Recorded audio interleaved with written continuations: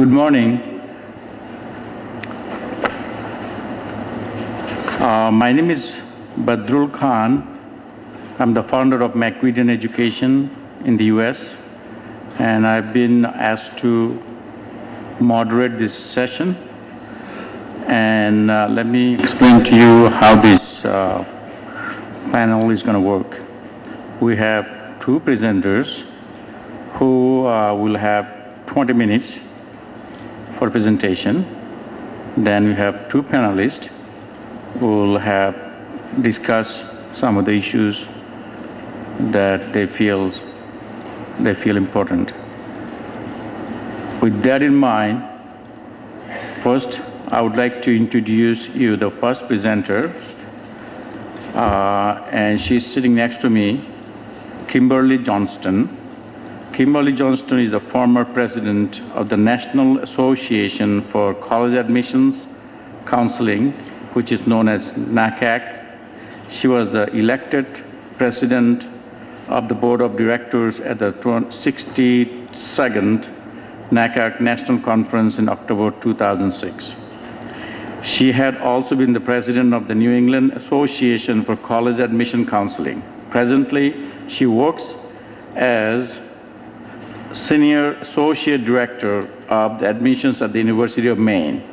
Johnston published several articles for NACAC and also gave a presentation for the Korean Council for University Education International Conference for Admission Officers System in 2008.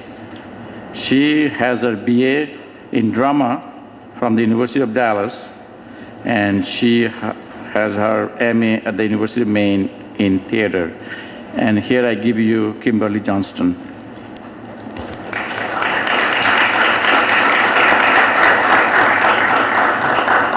Thank you, and I'm happy to be back here in Korea. I was here for the first time in last April, so it's wonderful to be back. Over the course of this conference and this forum, we've talked quite a bit about serving students and where universities are going to serve students. At this point, I'd like to talk a little bit about how we identify those students and how we bring those students to our colleges and universities. And I would like to say that I use interchangeably the term university and college, but what I'm really talking about is baccalaureate education for the most part, and referring primarily to what we're doing in the United States as far as university college admission is going. As access to higher education, post-secondary education, tertiary education has become more of a goal for more students, it's also getting quite a bit more scrutiny from the press, certainly in the United States and I suspect in many other countries as well, as to how we identify those students and bring them to our universities. In the United States, there are several higher education options open to students. And currently, we have over 4,000 degree-granting universities. Just over 2,629 are four-year universities, and then our two-year universities. And the two-year university is significant because more of our students are choosing those two-year universities for a variety of reasons. One is their cost is lower, so many of those students are using the two-year universities as a way to prepare or to attend for the first 2 years at a lower cost and then making their way to four-year baccalaureate programs. Two-year universities also serve the purpose of providing degrees that would be terminal degrees as well, or finishing degrees, but many of our students are using, at least with the intention of moving on to a four-year university after they completed their associate's degree. Other institutions that play into the United States higher education model are for-profit colleges that fulfill demand for certificates and licenses, and increasingly have become players in providing some of the four-year degrees. And primarily when I talk about American admissions standards, I'm talking about those not-for-profit, both the public and the private. and that for-profit model are businesses who are in the business of providing education.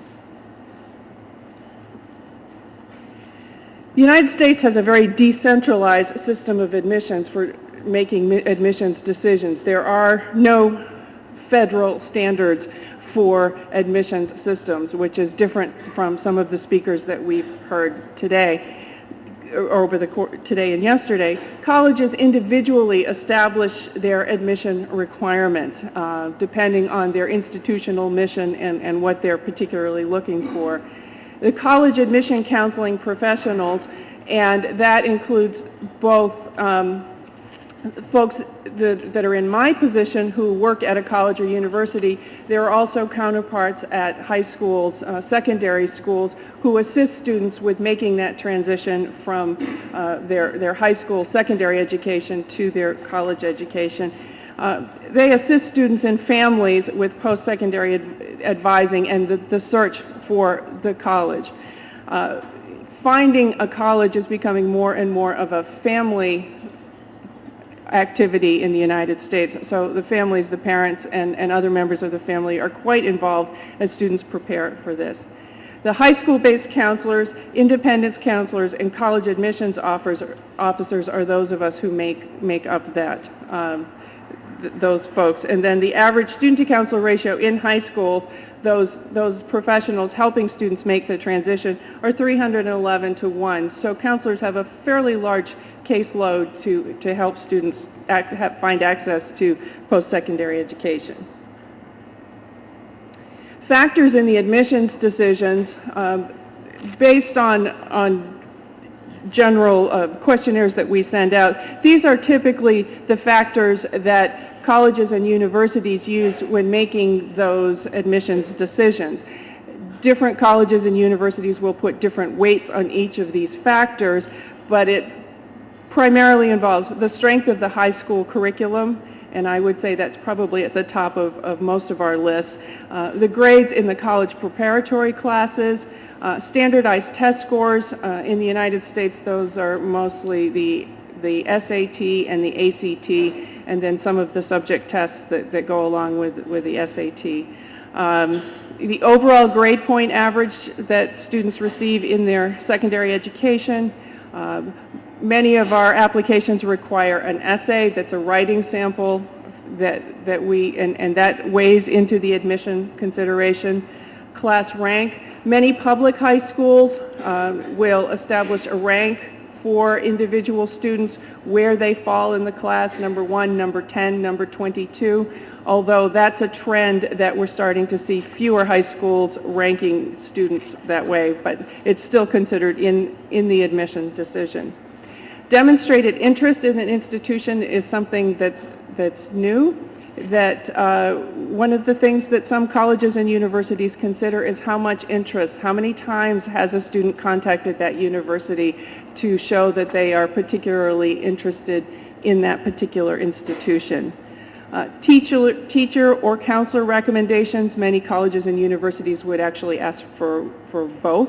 And then student background information, what they have done outside of the classroom, what their interests and goals are, and all those come together as part of to make the admissions decision.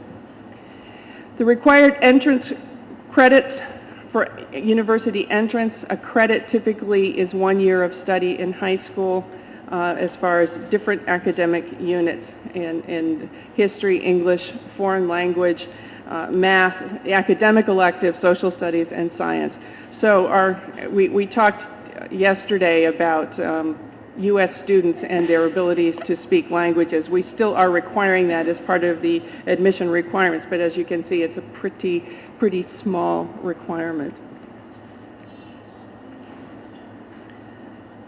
The college choice process, and I think that's a difference from the United States and many other models, because with U.S. students, particularly in certain socioeconomic segments, it's not just an expectation that a student will be able to attend a post-secondary institution, but it's also an expectation that a student will be able to choose where he or she plans to attend.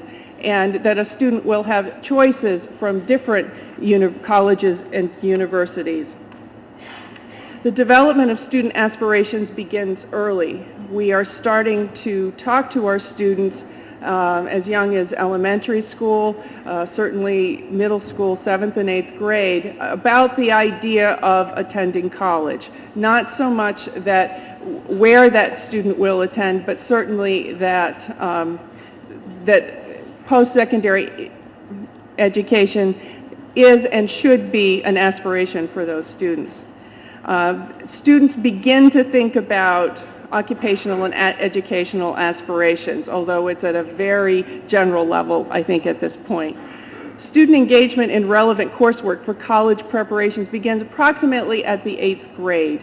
We used to, one of the strongest indicators as to whether or not a student will attend post-secondary education is whether or not they're enrolled in algebra. And we're starting to see more and more that algebra, that level of math, used to be something students started in high school, and we're seeing more and more that they start that in middle school and begin that math earlier.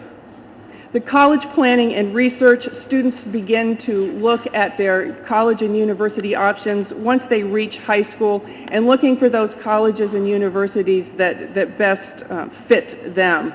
And then students will typically apply for colleges in the beginning in the 12th grade.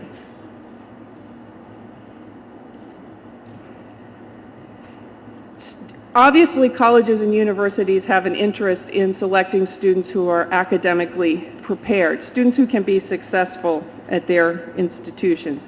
However, many colleges and universities also take other factors into consideration as depending on the mission of a particular college or university. So they look for other attributes. And so some of these might be geographic diversity, and geographic diversity can mean many things depending on the institution. It could mean geographic diversity within the United States. It could mean a global geographic diversity, but they're looking to bringing different ideas and perspectives and points of views to their college campus. We have an interest in providing socioeconomic diversity as we are preparing global citizens, workers who will have to interact with a wide variety of people, that they have exposure to that at the college and university level. In the United States, we consider and promote racial and ethnic diversity. Some colleges and universities will put more emphasis on that than others. Certainly a gender balance, sometimes age. We're starting to see, particularly at the two-year colleges and some of the public colleges, and it was discussed somewhat in our last session about age, that students are not just 18 to 24-year-olds, that we are serving a larger and larger adult population, either adults in lifelong learning or adults who are going back to school for retooling and acquiring new skills. First-generation college students. We are still have a number of students whose parents did not attend college, and so there's an interest in getting those students to college, and for some colleges and universities, first-generation students are a minority. At my particular institution, that's not the case. We still have a large number of students who are the first in their family to attend college or university. International students is of interest to some colleges and universities, and then special talents and academic interests. And that could be anything from a particular area of study to musical or artistic talents, and at many U.S. colleges and universities, athletic talents as well. University selectivity. There is, I think, a myth in the United States, certainly, that it is very, very difficult to attend college, to find a college.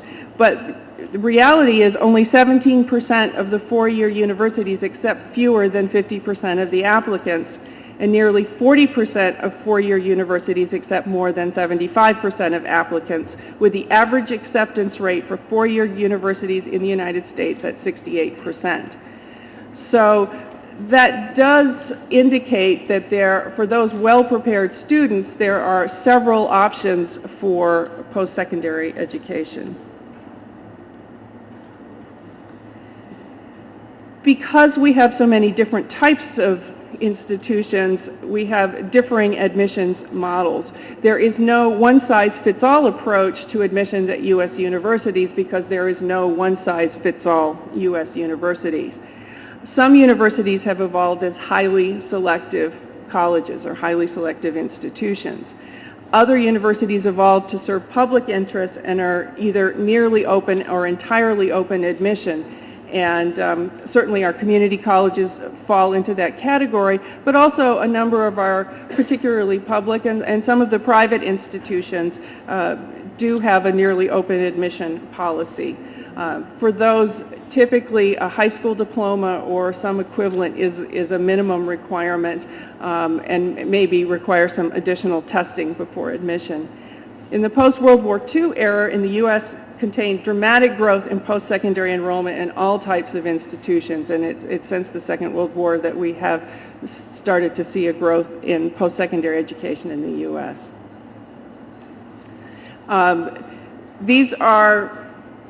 This just breaks down how colleges and universities evaluate the different factors in admissions decision and how much weight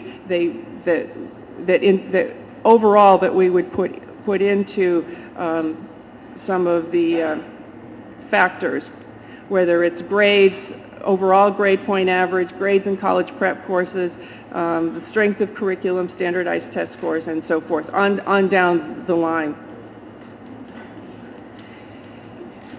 We're in a sort of an interesting position in the United States because the folks the admissions officers that evaluate the applications are also the individuals who are recruiters. Many of us on our campus, we are seen as the sales staff. So not only do we evaluate the applications that come in, but we are also the individuals who go out and actively look for students and talk to students and families about coming to our institutions. Many of the folks that students encounter, there's quite a bit of travel involved, and college admissions officers actually travel to different regions of the country or even different regions of the world and visit with individual students and their families. Those are typically young entry-level staff, recent graduates of a lot of universities. This would be their first professional job, would be to work as an admissions officer. And typically we would call them admission counselors. The typical model is that a staff member would be assigned a geographic region, and that person would be responsible for both recruiting in that academic region and then reading the applications that come from that academic region.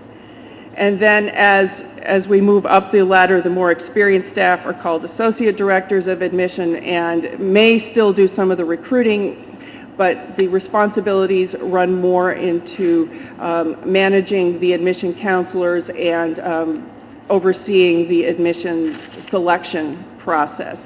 And then the most senior member of the staff can be called a dean or director or a vice president of enrollment management, and enrollment management is a term you're going to be hearing about in the next presentation.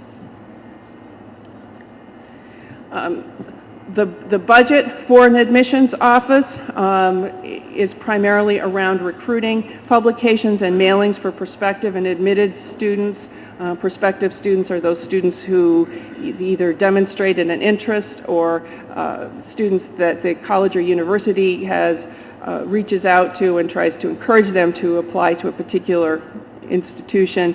So a significant part of the budget goes to publications, and colleges and universities now are looking more creative and less expensive ways perhaps to use some of the technology that we have, and we do find that the bottom one, website maintenance and upgrades, that more and more students are finding colleges and universities, at least initially, based on websites, and now even some of the social networking sites. And it's not unusual for a college or university, for example, to have their staff on Facebook so that students can find them there.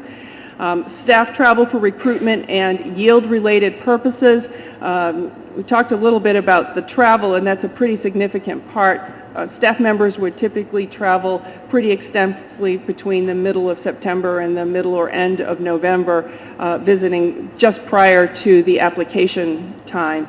And then yield-related purposes, once we've admitted students, because students are applying to more than one university, yield-related activities would revolve around encouraging those students that have been accepted to attend your particular institution, because students are typically applying to numbers of colleges and universities and will get numbers of offers of admission. So it's become a highly competitive game, if you will, to encourage those students to attend your university.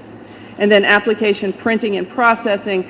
The printing part is also becoming a smaller part of the overall application process, because many of us are working with online applications and encouraging the submission not only of applications, but also the supporting documents from the schools through online. So, for example, at my own institution, we no longer read paper files, but everything is online and we read it. I could be reading them today from here. The staff, typically the average officer is responsible for reading 393 applications. That feels like a small number to me, because my own particular institution, we're probably closer to 1,000 per admissions officer over the course of time, and some are responsible for much more. But on average, that's the average officer. We generally read and rate applications and then meet as a committee to make final admissions decisions. That varies. Sometimes individual staff members are able to make the admissions decisions. Sometimes that committee process is quite extensive. Staffs at public colleges and universities read nearly 3 times as many applications as their private school counterparts.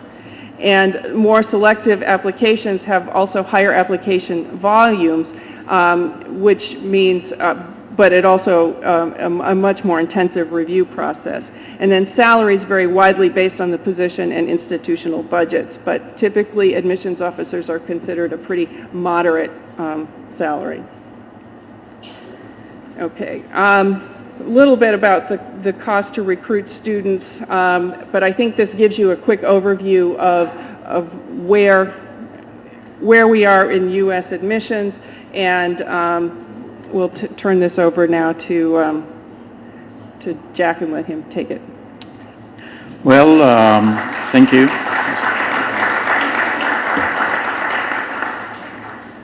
So far you heard different elements of university admissions and how to select the students, and it's becoming very competitive throughout the world, how to attract students in the institutions. I hope that our presentation give you a broad and comprehensive view of what it takes and what are the tips, what are the elements of selecting university students for your institution.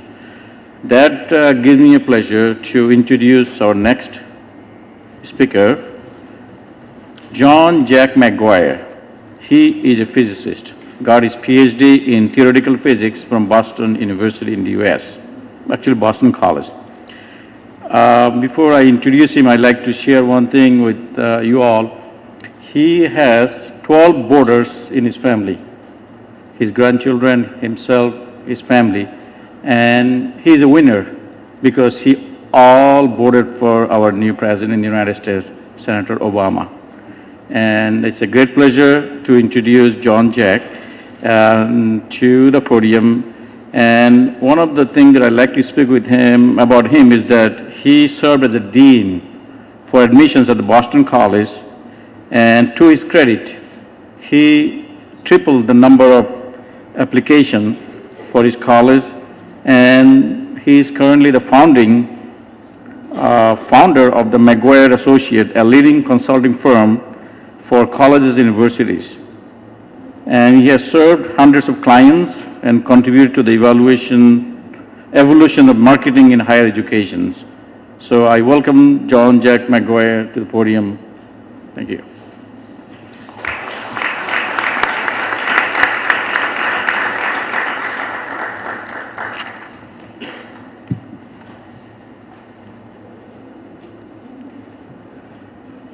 My apologies to all of you for not being here for the last couple of days, but as my introducer mentioned, there was a reason that I just flew in here this morning, and it was that I had yesterday to do one of the most important things that I've ever done in my life, and that is to organize with my wife our 8 children, all of whom are of voting age in the United States, and 2 voting grandchildren. All 12 of us yesterday had the privilege of engaging in perhaps the most important human resources decision of our lives, and that is selecting as our new president Barack Obama. And I think and I send greetings from Obama. I have done a fair amount of work for him over the years. But this is going to be one of the most important things that has ever happened to the United States of America, and perhaps more importantly, to the rest of the world. So that's why I just got here this morning, and with no sleep, I'm about to address you on something called enrollment management. My background, as was mentioned, is physics, and therefore the new book that our company has produced has the catchy little title, EM equals C squared, a play obviously on Einstein's important equation. Back in 1976, I actually wrote a seminal paper on the subject of enrollment management, and the first time that phrase was ever mentioned was in that paper. And that person whom you see in the front page of that paper is I, and I've been told by my wife and children that I haven't changed a lot in the last 36 years, so I'll let you decide whether or not that's true. But the first time enrollment management was used was back in the 70s, and the original definition, which we argue has to be changed today, related to a process, a synergistic process that fundamentally related to recruiting students as they move in and away from the university. And it was an attempt to synergize and integrate into a grand design, and what we then in those days called enrollment management. It's a phrase that has in fact caught on in our country and around the world. And another quote from that paper, it was really designed as an integrative effort to allow what we did to be greater than the sum of the individual parts. And things have changed dramatically. As our previous speaker, Kimberly Johnson, has said, things are quite different from what they were in the mid-'70s in terms of higher education admissions, enrollment management in the United States. Today, colleges and universities face unprecedented challenges that undermine their sense of institutional control, and I'm going to talk a little bit about some of those. Already mentioned stealth applicants. When more and more candidates for admission are stealth applicants, that is, those who have researched the school on the internet and fly in under the institutional radar, a question arises, a very important question: how does a school, college, or a university control its student recruitment and messaging when any rumor, whether true or false, can be posted by anyone, gaining traction, spreading virally through an ever-expanding universe of online social networks? Then how does a school control its institutional reputation? And rankings have spread around the world, but I'm talking specifically about third-party entities like U.S. News and World Reports, which dominates the ranking system in the United States, have so much influence over public perception of relative institutional quality that they can seduce institutional leaders, and this happens too often in my experience in the United States, to, quote, game the system, unquote, in ways that actually undermine a university's mission. Then how can a college or a university control its distinctive identity and its promise? As a result, in far too many schools, and I'm speaking specifically of the United States, although our company does a lot of work internationally now in countries like Japan and Kyrgyzstan and much of Europe. Enrollment management has become synonymous with a narrow view, quite unlike the view that was promulgated back in 1976, of marketing that is more about gaining short-term competitive advantage at the point of enrollment and less about finding the best fit between school and student to the long-term benefit of each. This is the original synergy, excerpt from the 1976 paper. I mentioned that marketing should never be confused with hucksterism, and yet today, too often, not always, but too often it is. The traditional metaphor that shaped enrollment management thinking and practice for over a generation really doesn't apply so much anymore. It's that image of the funnel borrowed from business marketing, where prospective students are treated as sales leads. They become increasingly qualified. They merit increasing expenditure of time and money as they move down that funnel. And very often, too often in my experience as a consultant, the funnel implies completion of a one-time sale at the point of enrollment at the bottom of the funnel. We've begun to promulgate a new and much more complicated approach. I won't get into the details other than to say it's a life cycle approach. It's phases and allows allows entry points at different phases, makes it more realistic as we do market research to understand how people at different points make different decisions. And I critique the funnel as an outmoded metaphor, which, worst of all, as I say, perpetuates a simplistic focus on conversions at the point of student enrollment. And you would expect me now and then to bring up something that related to my background as a physicist, and more recently I've spent much of my extracurricular life as a physicist, as a cosmologist, trying to study cosmic evolution. So here we go. The dark matter populations in the field of enrollment management include prospects who aren't targeted, targeted prospects who ultimately never inquire, inquirers who never apply, applicants who don't get admitted, admitted students who never enroll, enrollees who never graduate, and alumni who end up not supporting the institution. And so the question arises of all these folks who never really get into that funnel, some of whom we want, many of whom we don't want in the funnel. Why should we care? The obvious answer, to us at least, is that there are two compelling reasons why we should care, and one is that the dark matter populations can teach us a lot. Shining the light of analysis on these dark matter populations can yield many insights, both tactical and strategic. And after all, they are markets. Many of these can be converted to our advantage.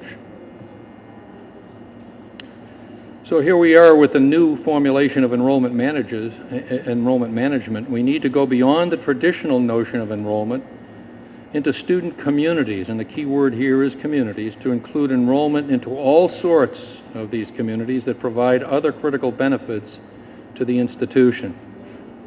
And I list 4 of those communities.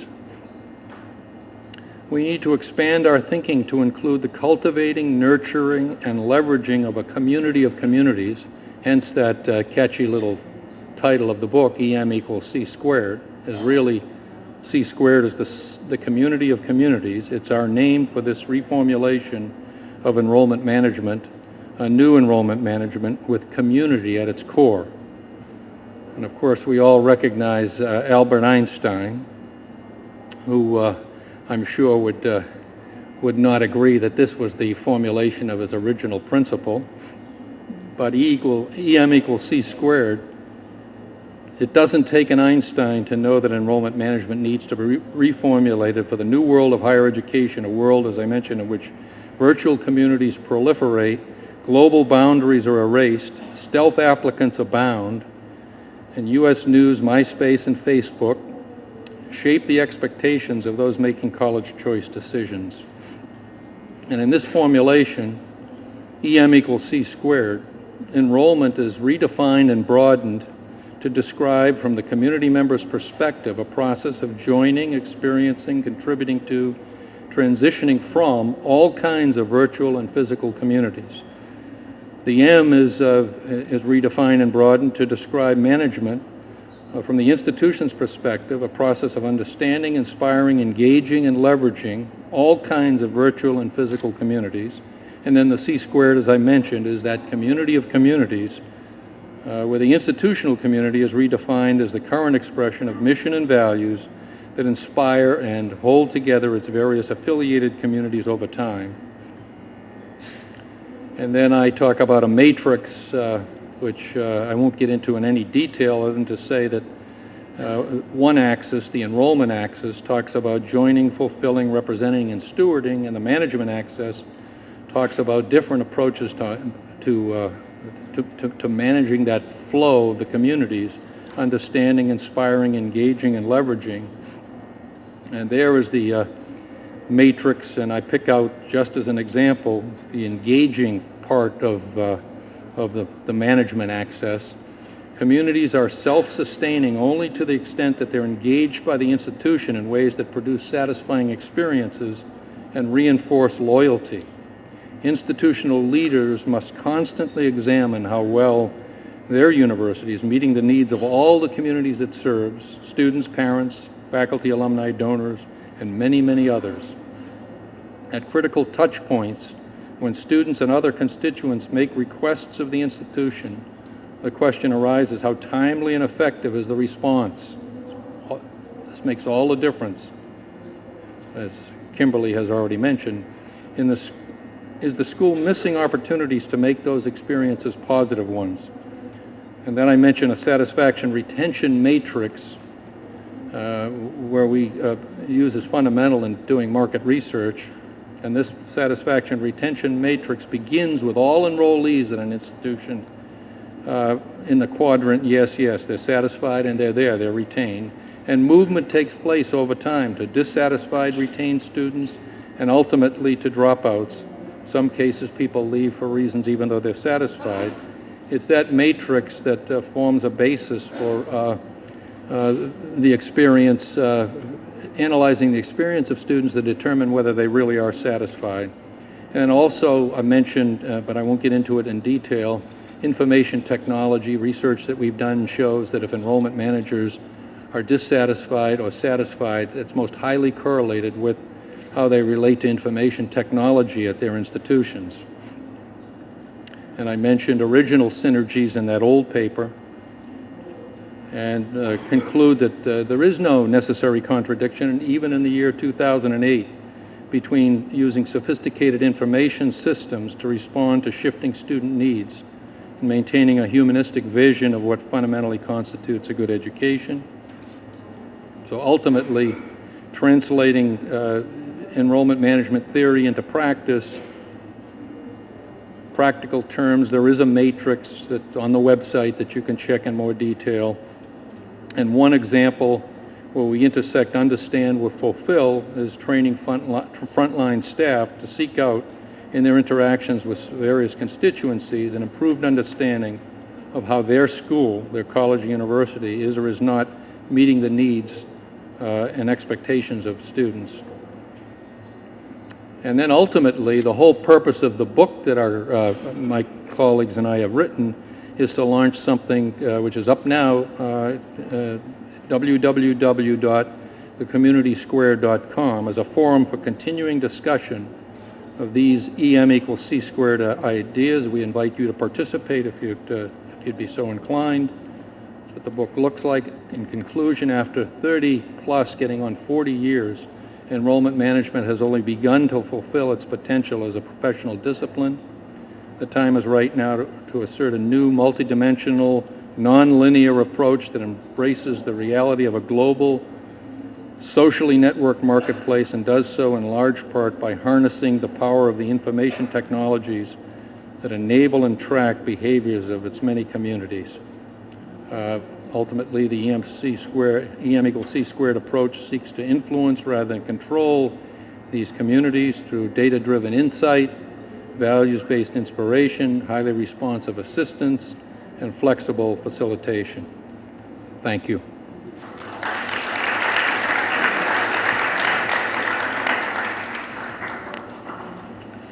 You have heard from Dr. Mcguire about enrollment management. Now I would like to introduce you to two of our panelists, and they will discuss the issues that you heard from both speakers. The first one, I hope I pronounce Dr. Kim's name correctly, is Kyung Bom Kim.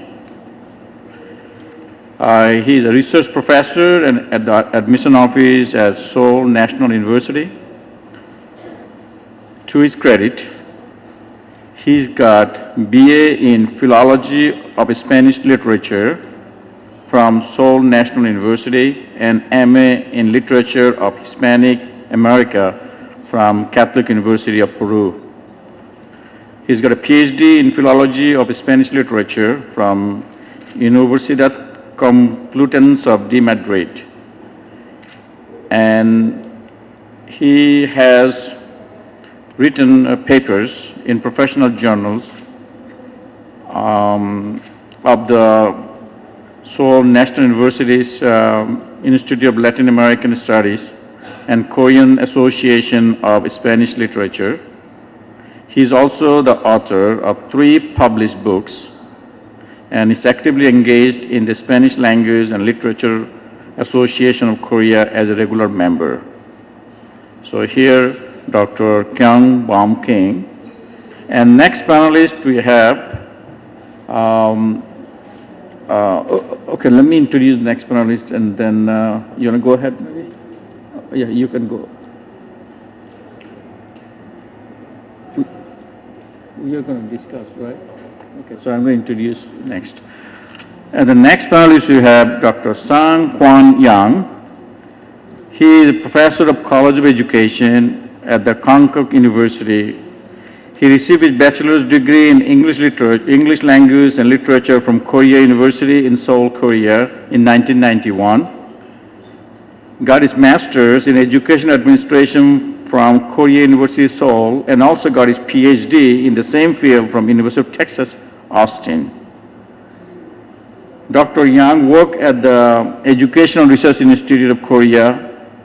In the United States, he also has experience in working for Department of Education Administration at the University of Texas.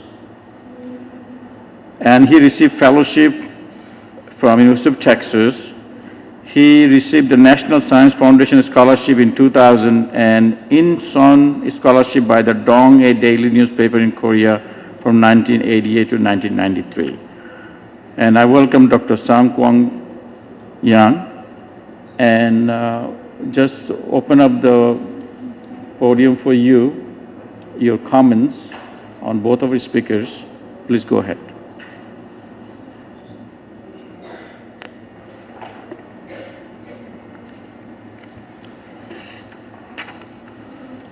우리말로 하겠습니다. 영어로 하는 것이. I like to speak in Korean. I'm afraid I might not be able to communicate fully in English, so allow me to speak in Korean. The topic of this session is the discovery and selection of talented students. This is a topic that is always considered by all of us, and I think this topic will be more important in the future society, so that is another important subject for us to study. We review applications of students, and in the student applications we read that many students expect many students talk about their past 3 years in high school, and they say that they have devoted those 3 years just for entering college, and they usually regard that those 3 years do not exist in their life. So we have to think, why do they think that those 3 years are something meaningless and something non-existent to us? This means that there is something to improve in our college entrance system. I think we should have to look at the demographic structure of Korea.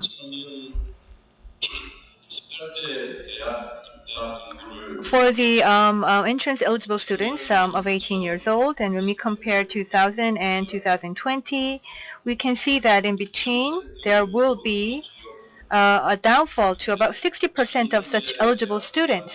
But the current college enrollment rate is about 84% in Korea.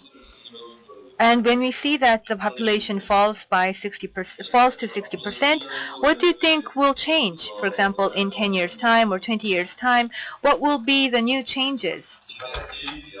Currently, there are about 400 universities, and when we consider the current enrollment rate of 84%, and if that rate is maintained, it still means that 40% of the college and universities should disappear to maintain the current ratio. And when you look into the 84%, this means that as long as a student wants to enter a college, it means that all these 84% can actually enroll into a college, but they are more selective about their universities. That is the new challenge for the students. When we think about discovering and fostering global talents, we have to think about two issues. The first issue is that there are numerous universities, and among them, you have to think there are universities who want to select talented students and other type of universities whose priority is to mass market students, to recruit as many students as possible. So for universities who focus is on marketing, this is actually a challenge to their survival, because with the demographic structure shrinking and with the student body decreasing, this means that that student enrollment for these universities will disappear. So what will be the new topic for these? We have to think about selection and concentration, differentiation, restructuring of universities and colleges, and all the more. We could even consider the M&As among colleges and universities. I think within 5 years or 10 years, these topics could become part of the reality. And on the other hand, from universities' perspective that have to select students, their priority, of course, is to select talented students. But with the student number falling, there is a new issue. When you think of the university's capacity within a society, it is natural for universities to select as many capable and talented students as possible. But when considering the current admission system of selection, that won't be possible in the future. So it means they have to shift their focus from selection to future development and fostering of their actually enrolled students. So the recruiting and selection of students, and when considering this with the admissions system of universities, they will emerge as the top most important priorities for universities' future. So what would be the method of universities to select and foster students? When looking back in the past, as Korea went through industrialization, and during that period, students with standardized knowledge were the selective criteria for universities, and the mandate for universities was to produce as many students with such capabilities as possible.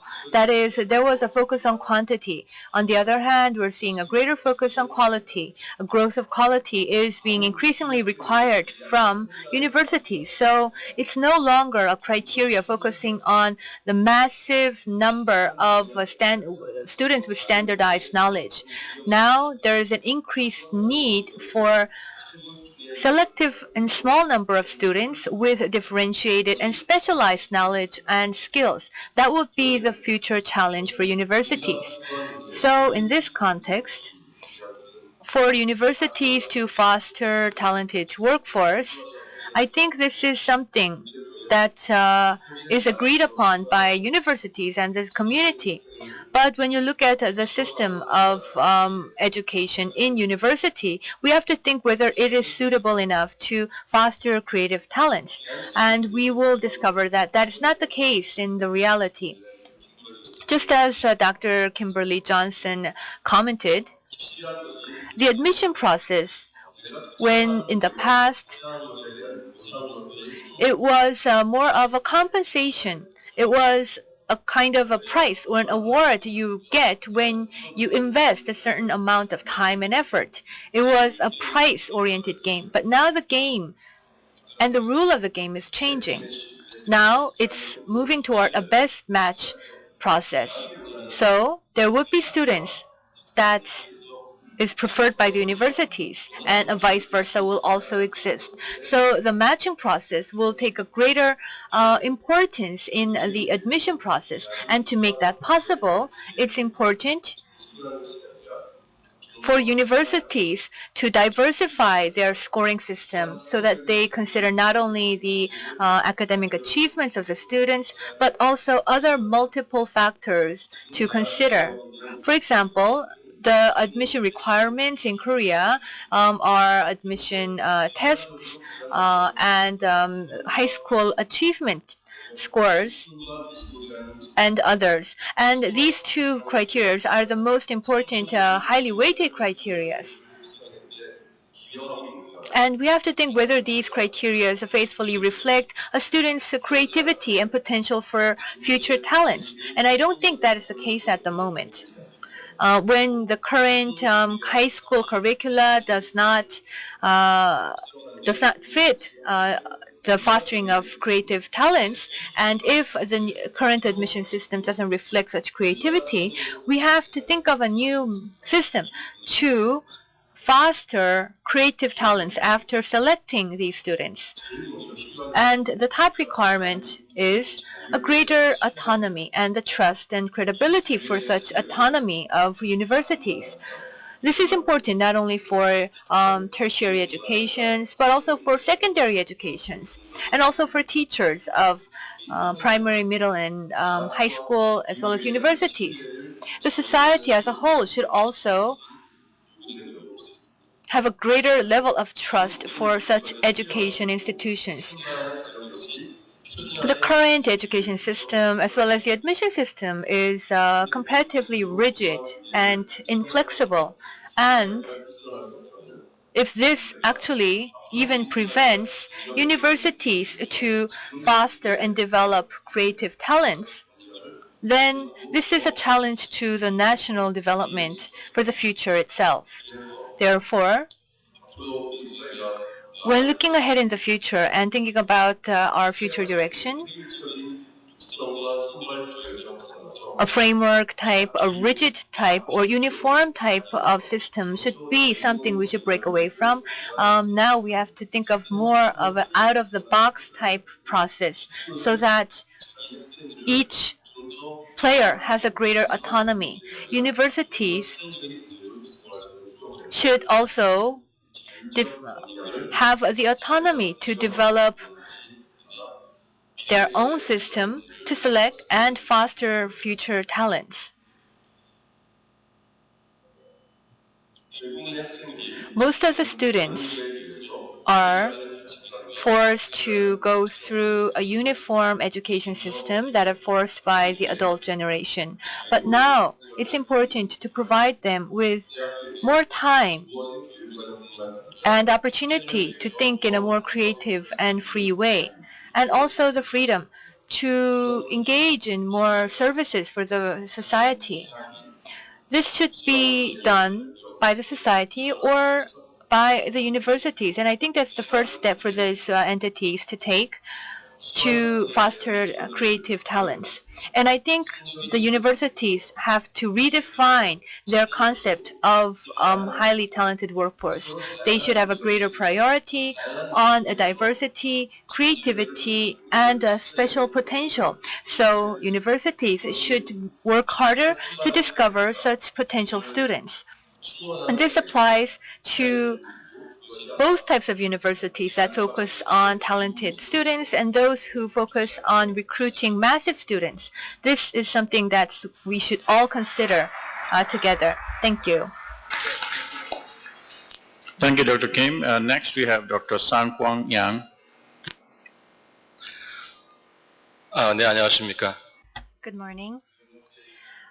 Because Professor Kim started in Korean, I would like to follow his suit and speak in Korean as well.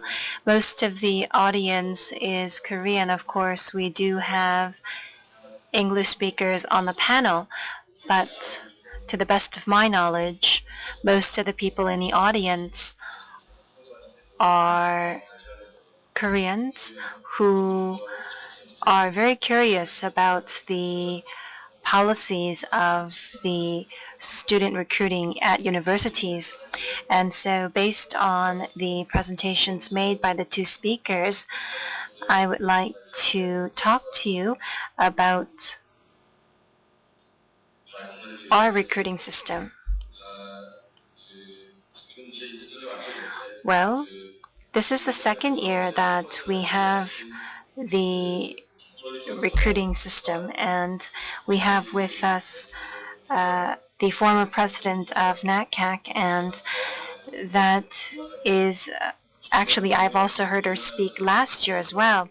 What is important is that the system that we introduce in Korea is a system that tries to move away from the grade-based system of the past. And so it is a new system that takes into consideration other areas outside just the GPA. And so many universities and many researchers are trying to come up with a way to comprehensively evaluate a student. And the methodology behind this was researched last year. And this year, we also see that about 30 or so university administration counselors are studying these issues in order to come up with the methodologies to put into place such a new system in Korea. The system of college administration counseling, if we take a look at the U.S. example, is a way to have a comprehensive view of a student and not just take a look at the standardized results of GPAs and SAT scores. We also take into consideration geological issues, the features of different ethnic groups or features of the schools themselves. And so how is this comprehensive view made? And this is something that we also took a look at in Korea. And that is why universities, they have already put a lot of thought into technical ways to implement the system of college administration admission counselors. And I think this is the point that makes me lose sleep as well.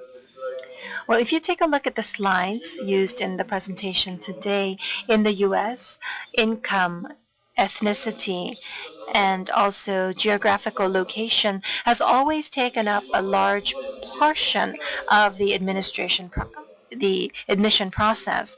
But in Korea, the types of schools, the locations, and income, these are the features that continue to be an issue in Korea. And so they say that they take all of this into consideration, but from the outside, in other words, from the perspective of teachers at high schools, or from the students or their parents, they do not really trust the admission counseling system in Korea. And I think that's really a problem that we certainly need to overcome. Having said that, there are so many different groups, there are so many communities or community of communities, the meaning of C-square. Do we have such a community in Korea? In other words,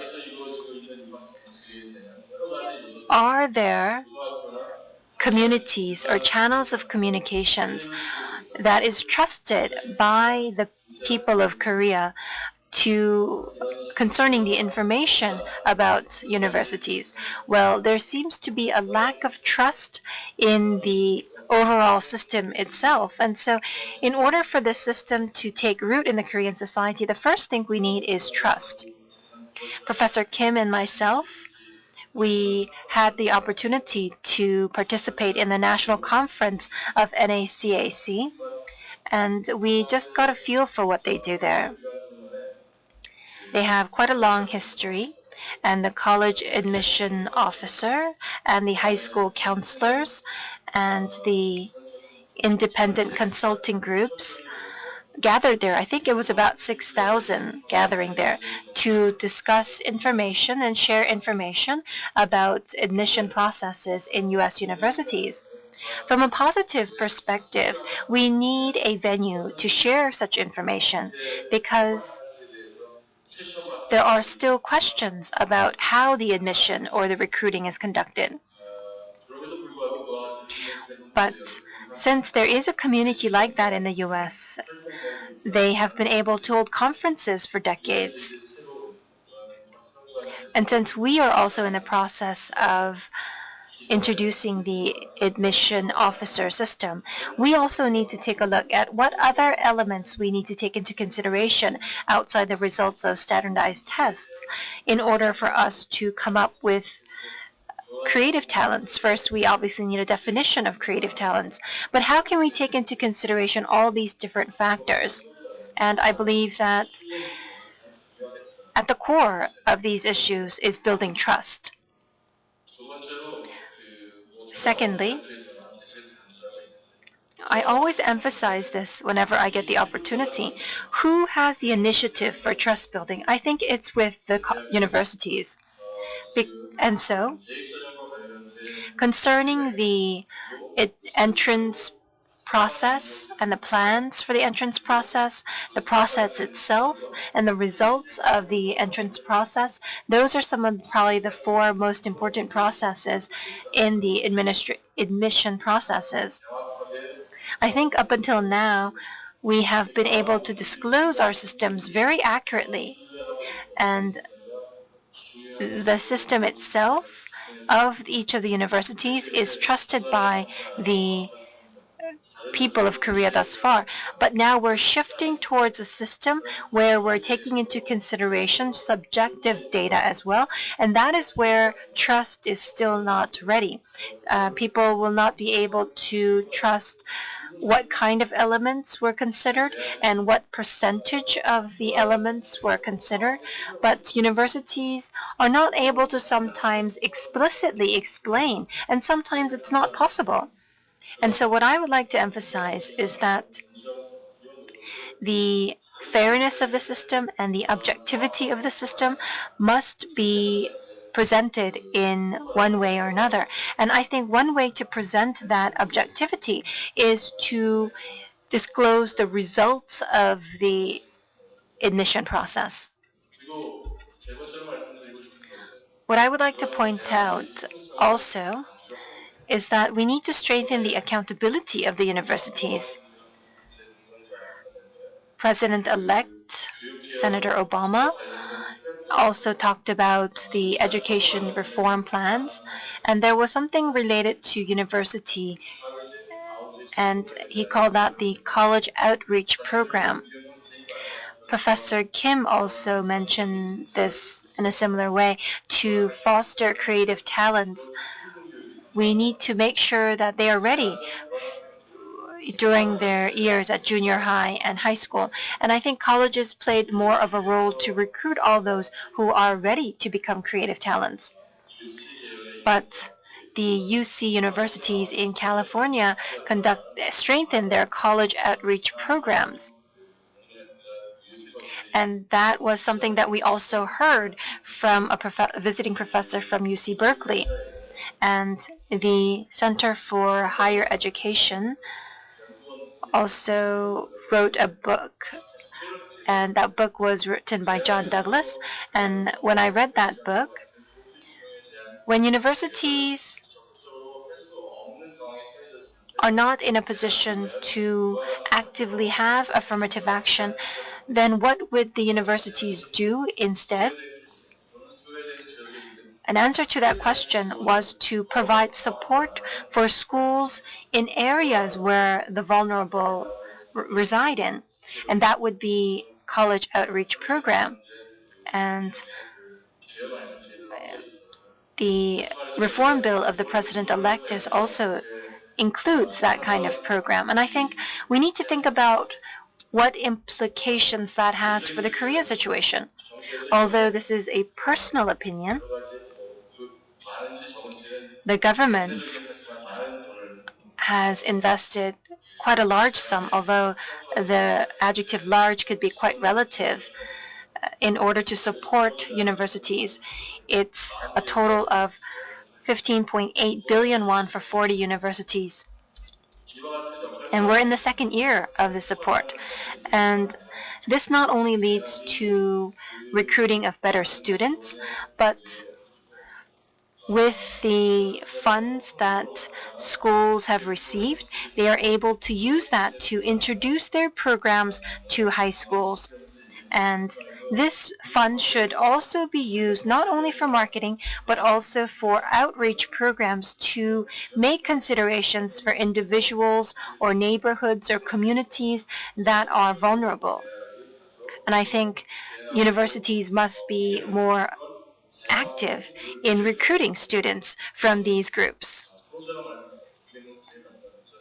And I believe that that is also related to the colleges being accountable for their role in fostering creative talents. Lastly, I have some questions for the two speakers. Dr. Kimberly Johnston, the question that I would like to address to you is, there are so many different types of universities, and the college admission officer system covers only 40 universities in Korea, and so the universities outside of the top 40 are using open enrollment or nearly open enrollment. They have their door wide open to most any students. How would we be able to listen to their voices as well, those outside the college admission officer system? To Dr. Mcguire, you talked about community of communities.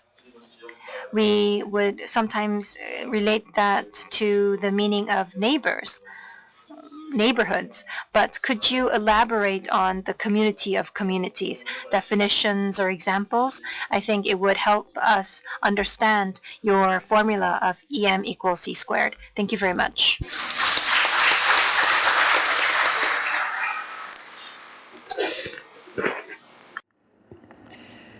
Well, I think as far as admissions officers and how do you listen to those that are the open enrollment or nearly open enrollment, I think we're doing that certainly in the United States through the NACAC group, and that is the forum where we come together to talk about what issues are that each of these universities, because some of these are relevant for all universities, finding and attracting the appropriate students. And that's certainly something that, no matter how selective the admissions process is, that's something that we all work with. So I think I heard you say a suggestion of some type of similar sort of association where you do start to talk to each other, because we also learn from each other, and it becomes a very collaborative process then to find where you have the commonalities and where you have the differences.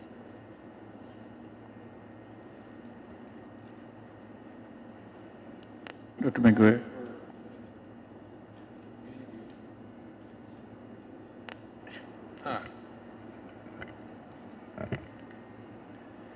When I refer to community of communities, I'm talking about probably 10 or 15 different subgroups that don't end with the enrollment or even the graduation of a student, but also include all of those parties that exert influence on the decision towards the top of the funnel, the old funnel, and that carry through beyond graduation, and particularly to the community of alumni. A good example of a robust community that's not fully utilized even in the United States today is the group of graduates or alumni of an institution.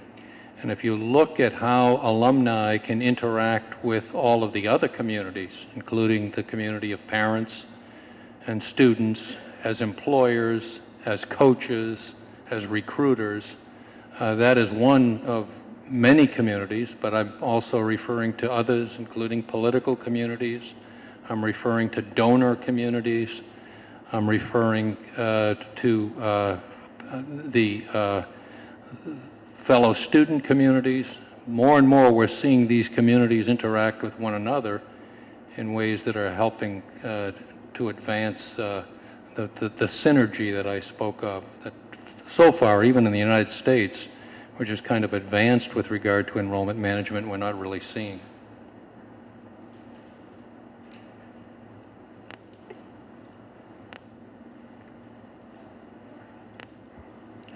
Hello, we have about 10 minutes left. Let me maybe, if you have anything else to add, anyone? Otherwise, I would conclude. No? Okay. This is a very interesting topic for me also, as I see in the world, education becoming a very competitive business. And in the United States, we have so many different universities. They have very different methods of attracting their students and marketing their services through Web 2 technologies such as blogging, Second Life, YouTube, and all these different ways. But my major concern is when you bring these students to the institution, are they really enjoy their staying there, developed the kind of talents they came for? And so university really have to have their resources, that includes the professor and experts in the institution, actually have the ability to provide whatever they promise to these recruits.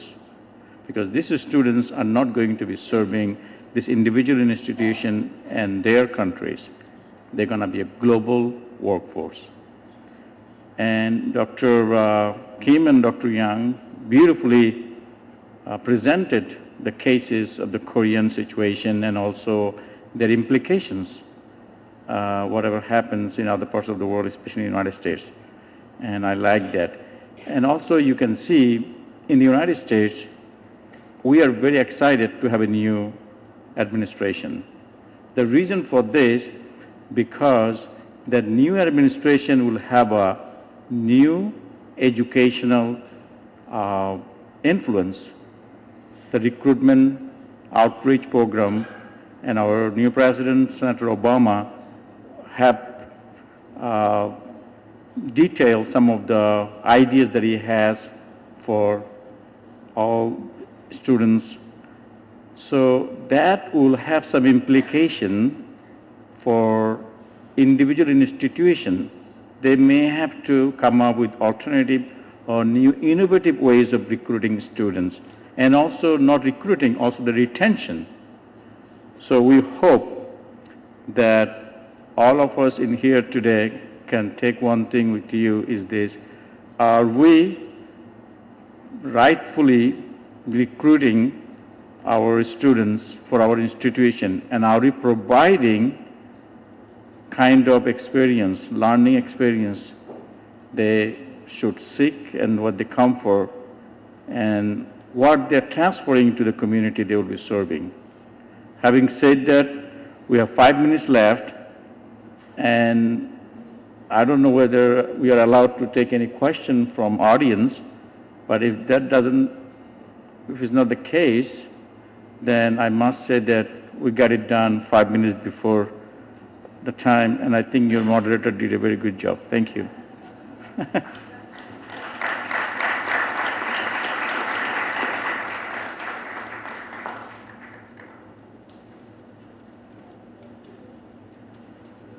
If you do have a question, we have 5 minutes, you can answer, but it has to be very quick. Anyone has any question? Okay, we have one question. Can you go to a mic or podium? It's not a question, it's an announcement, kind of announcement. Anybody has questions about admission opposition?